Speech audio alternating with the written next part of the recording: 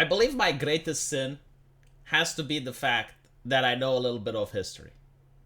Not a lot, just a little bit. That actual history, not the thing that is in pop culture and movies.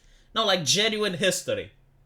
So as I'm watching live what's taking place in the Canadian Parliament, and I'm seeing that this 98-year-old man is getting a standing ovation, I'm like, wait. I know the history of Ukraine. This man served in the 1st Ukrainian Division? There's no way. Like, maybe I'm wrong. So I go and I look it up. And I don't think I ever facepalmed so hard in my entire life. Like, just to give you a little bit of context, this man is not a Nazi. Okay? No. He's a member of the SS. I don't think I can come up with a comparison just how monumental this gaffe is. Just so you can understand. Have you guys watched that movie with Brad Pitt and the tank? What is it called? Fury or something? I don't know. But they have like a thing where you will notice that German soldiers, they usually capture. Usually. But SS soldiers, they almost always shoot.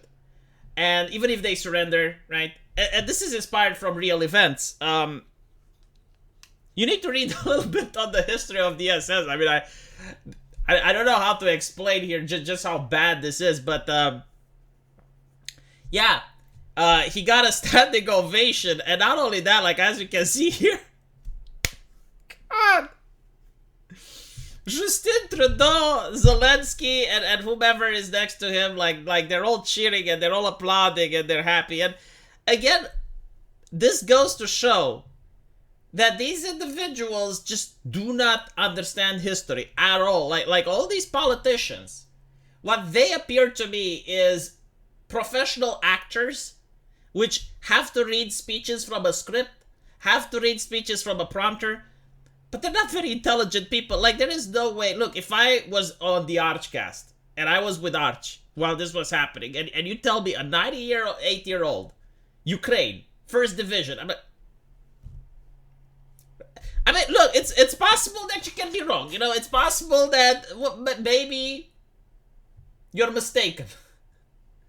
But then when you look it up, it's like, there is no mistake. So apparently, Speaker Anthony Rota apologized for giving standing ovation to Yaroslav Hunka in the House Commons. The 90-year-old was later revealed, fought for a Nazi unit during the Second World War. In my remarks following the address of the President of Ukraine, I recognized an individual in the gallery. I have subsequently became more aware that there is information which causes me to regret the decision for doing so. He further added that others, including his fellow parliament members and the Ukraine delegations, were not aware. See, this is the problem that I have.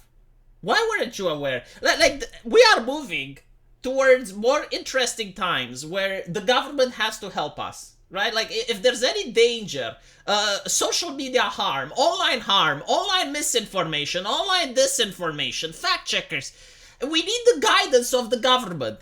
And yet, when you look at what the government is doing, one of the worst monumental gaffes, I would not even say this year, but I would say probably this decade.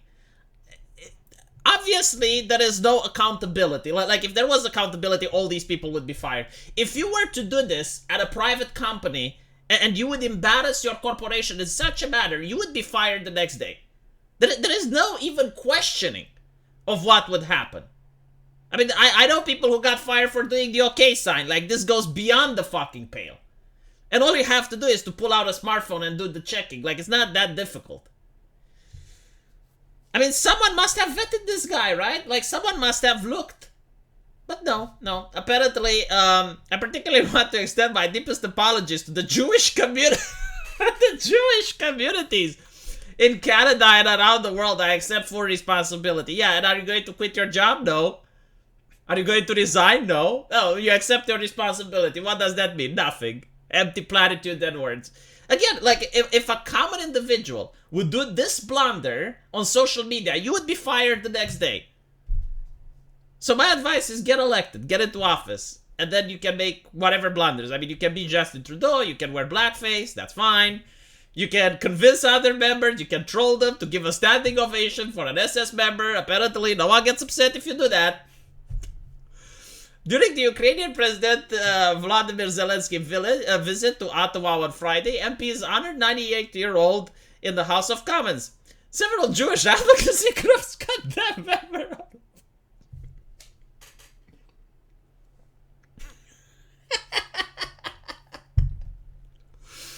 Hanka was invited by the speaker. But, like, I have to question, what was Hanka thinking about? Like, if you're a member of the SS, right, and you manage to escape... you manage to escape the consequences for your actions for all these years.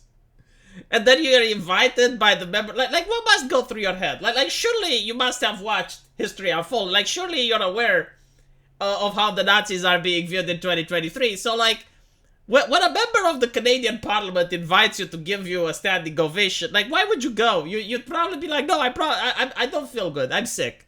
No, it's okay. Pick someone else. I am very proud to say that he is from North Bay. I'm very proud to say. I mean, look, diversity is their strength, right? Like, this just proves that Canada is a very inclusive country.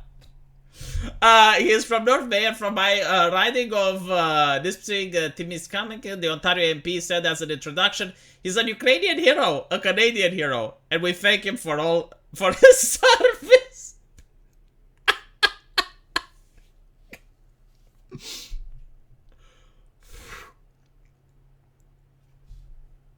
MPs cheered and Zelensky raised his fist in acknowledgement. The first Ukrainian division was also known as the Waffen. See, this is something that I apparently knew. But I thought, like, no, there's no fucking way. Am I wrong? Surely, it's, like, we're not talking about the Waffen SS Garcia division. Maybe it's a different one, but no. Oh, God. Or the SS 14th. See, I didn't know. Like, this is something that I just found out. It was also called the 14th.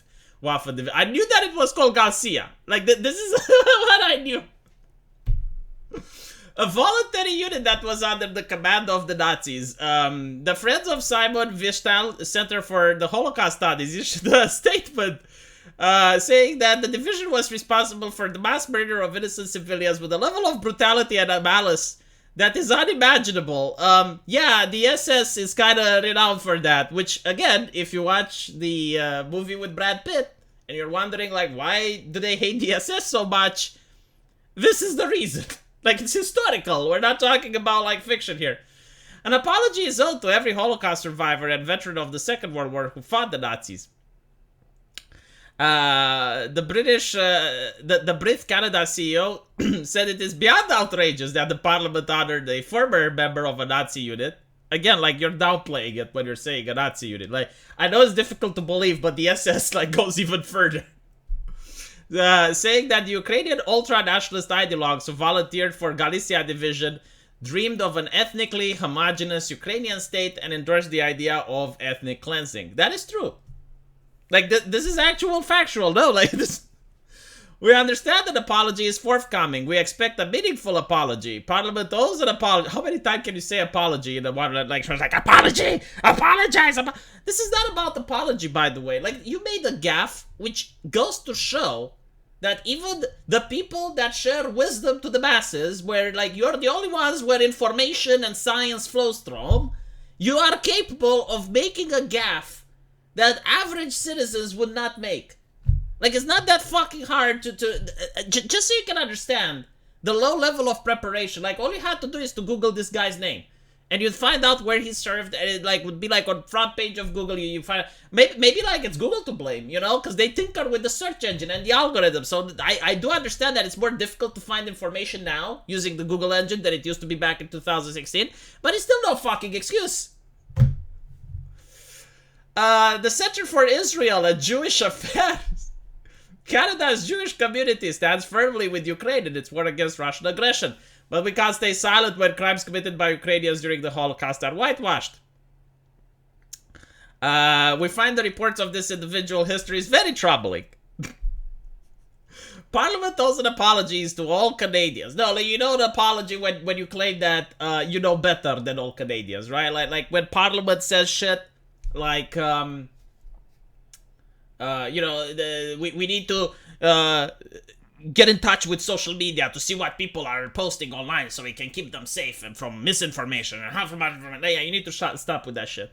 I think like the citizens should be able to look at the politicians' private messages and then be able to keep them from harm. Like, had I known, if I had access to their private messages and their encrypted communications, I would have saved them this embarrassment. Unironically. In a 2021, a statue of Ukrainian military Roman Shukevich and the monument of the fighters of the SS division were vandalized by someone who spray painted on them with the words "actual Nazis." Wasn't this like during the visit that the Russian diplomat had in Ukraine, like back before the war, if I remember? And I think that one happened. I may be wrong. Like, I remember like a statue was vandalized, so I don't think that was necessarily the event, but still. Friends of Simon Viestal Center said that the time it had been advocating for the removal for decades. 2020, a monument to the Waffen SS Garcia division in Oakville was vandalized in a similar way. I don't think they should be removed. I mean, come on, it's part of fucking history. You know, like, I hated it when in my country they removed the communist statues. Yeah, like it's a part of history. It should like remind you as a stain. Like not all statues have to commemorate and celebrate. Like there can be statues as a reminder. And I go, well, this happened. Like it's part of your history. You know, like think about it. When you find something old that's like 500 years old or some shit, like or even older, like you find an ancient castle. Right, now that castle could have belonged to someone that was a very evil tyrant, right? Like maybe he murdered people and stuff. But do we dismantle it just because of that? Or is it just like a part of history and you're like, well, yeah, that happened. But just because it's a part of history doesn't mean it needs to get a standing ovation. God, let me know what you guys think. And as usual, I will see you in the comment section. Take care.